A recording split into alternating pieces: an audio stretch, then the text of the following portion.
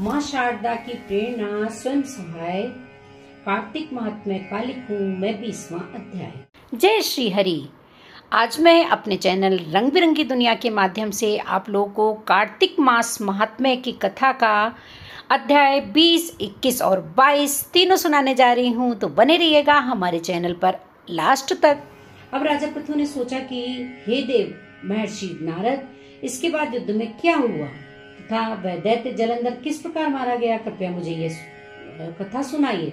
नारद जी बोले, जब गिरजा वहां से अदृश्य हो गई और गंधर्वी माया भी विलीन हो गई, तब भगवान वृषभध्वज चैतन्य हो गए। उन्होंने लौकिकता व्यक्त करते हुए बड़ा क्रोध किया और विस्मित मना जलंधर से युद्ध करने लगे।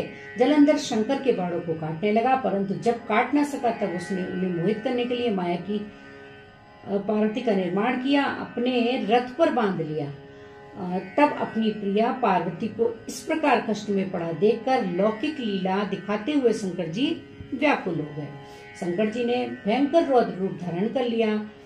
अब उनके रौद्र रूप को देख कोई भी दैत्य उनके सामने खड़ा होने में समर्थ न हो सका और सब भागने छिपने लगे।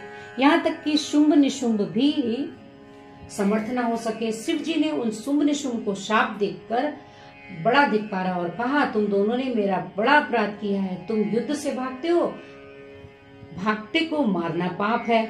इससे मैं तुम्हें अब नहीं मारूंगा, परंतु गौरी तुमको अवश्य मारेगी।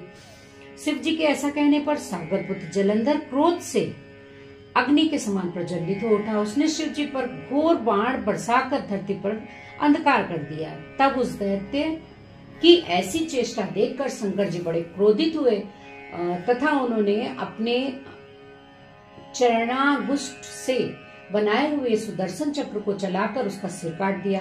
एक प्रचंड शब्द के साथ उसका सिर पृथ्वी पर गिर पड़ा और अंजन पर्वत के समान उसके शरीर के 2 खंड हो गए।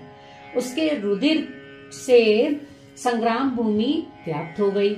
शिवाज्ञा से उसका रक्त और मांस महारौरव में जाकर रक्त का कुंड हो गया तथा उसके शरीर का तेज निकलकर शरीर शंकर जी में वैसे ही प्रवेश कर गया जैसे वृंदा का तेज गौरी के शरीर में प्रविष्ट हो गया था।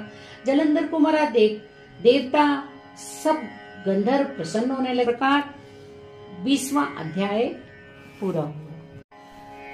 लिखने लगा हूँ श्री हरि के चरणों में शीश नवा है। कार्तिक महात्म्य का बने अब 21वां अध्याय। अब ब्रह्मा आदि देवता नतमस्तक होकर भगवान शिव की स्तुति करने लगे। वे बोले, हे देवादिदेव, आप प्रकृति से परे परम ब्रह्म और परमेश्वर हैं। आप निर्गुण निर्विकार व सबके ईश्वर होकर भी नित्य अनेक प्रकार के कर्मों को करते हैं। हे प्रभु, हम ब्रह्मा आदि समस्त देवता आपके दास हैं। हे शंकर जी, देवेश, आप प्रसन्न होकर हमारी रक्षा कीजिए। हे शिव जी, हम आपकी प्रजा हैं तथा हम सदैव आपकी शरण में रहते हैं। नारद जी राजा पृथु से बोले, जब इस प्रकार ब्रह्मा आदि समस्त देवताओं और मुनियों ने भगवान शंकर जी की अनेक प्रकार से स्तुति की तो उनके चरण कमलों पर ध्यान दिया। तब भगवान शिव देवताओं को वरदान देकर वहीं अंतर ध्यान हो गए। उसके बाद शिव जी का यशोगान करते हुए सभी देवता प्रसन्न होकर अपने अपने लोक को चले गए। भगवान शंकर के साथ सागर पुत्र जलंधर का युद्ध चरित्र पुण्य प्रदान करने वाला तथा समस्त पापों को नष्ट करने वाला है। यह सभी सुखदायक और शिव जी को आनंददायक है। इन दोनों आख्यानों को पढ़ने और सुनने वालों को सुखों को भोग कर अंत में अमर पद को प्राप्ति होती है। 22वें अध्याय की जब लिखने लगा हूँ बात, श्री प्रभु प्रेरणा प्राप्त कर कलम आ गई हाथ। राजा पृथु ने नारद जी से पूछा, हे देवर्षि, कृपया आप अब मुझे यह बताइए कि वृंदा को मोहित करके विष्णु जी ने क्या किया और वे कहाँ चले गए। तब देवता स्तुति कर मौन हो गए। तब शंकर जी ने सब देवताओं से कहा कि हे ब्रह्मादिक देवताओं, जलंधर तो मेरा ही अंश है, उसे मैंने तुम्हारे लिए नहीं मारा है। ये मेरी सांसारिक लीला थी। फिर भी आप लोग सत्य कहिए कि इससे आप सुखी हुए या नहीं। तब ब्रह्मादिक देवताओं ने नेत्र हर्ष से देवताओं के नेत्र खुशी से खिल गए और उन्होंने शिव जी को प्रणाम करके विष्णु जी का यह वृतांत कह सुनाया जो उन्होंने बड़े प्रयत्न से वृंदा को मोहित किया था, तथा वह अग्नि में प्रवेश कर परम गति को प्राप्त हुई। देवताओं ने यह भी कहा कि तभी से वृंदा की सुंदरता पर मोहित हुए विष्णु उनकी चिता की राख लपेट इधर उधर घूमते हैं, अतः आप इन्हें समझाइए, क्योंकि यह सारा चराचर आपके अधीन है।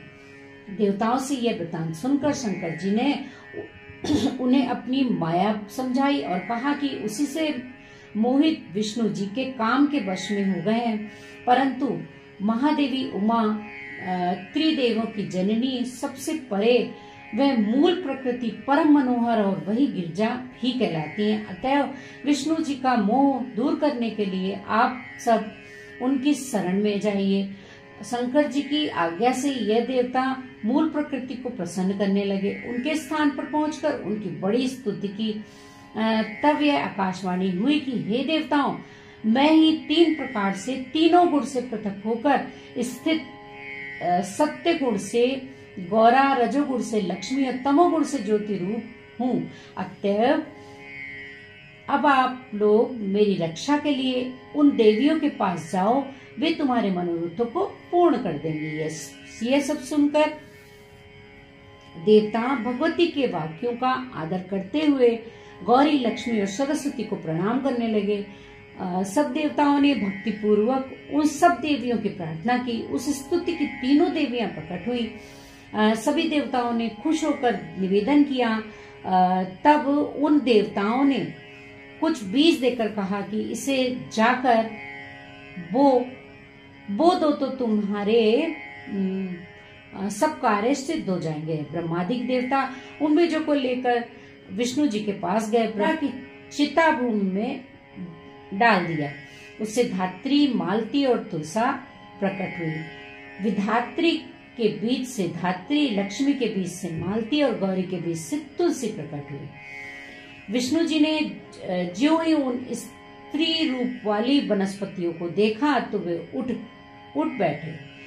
कामासक्त चित्त से मोहित हो उनसे याचना करने लगे। धात्री और तुलसी ने उनसे प्रीति की।